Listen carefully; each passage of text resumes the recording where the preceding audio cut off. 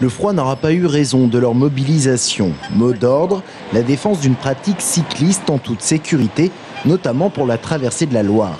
À ce jour, seuls les ponts de Fil et Napoléon sont équipés de bandes cyclables et le réaménagement programmé du pont Wilson pour le passage du tramway devrait laisser sur le bas-côté les cyclistes, comme c'est le cas actuellement avec un axe nord-sud sécurisé interrompu au niveau de la Loire.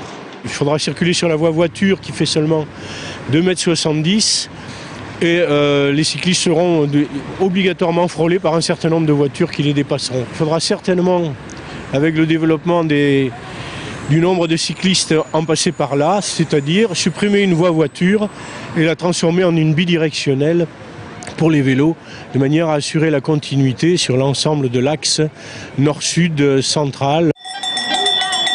Un peu plus en aval, sur le pont Saint-Côme, même combat. Ici, la traversée est même impossible pour les cyclistes et les piétons. Alors, diverses associations se battent depuis 1990, date de construction du premier pont. Nous demandons non pas à ce que ce pont soit autorisé aux piétons, puisque c'est un pont de rocade, mais puisqu'ils n'ont pas jugé utile de tenir compte de notre présence à la construction du deuxième pont en 2008, nous leur demandons maintenant de construire au plus vite une passerelle pour nous permettre de rejoindre l'autre rive. Un projet de construction de passerelle est régulièrement abordé, mais depuis 20 ans, rien n'a été fait pour connecter en circulation douce ces deux rives, pourtant urbanisées.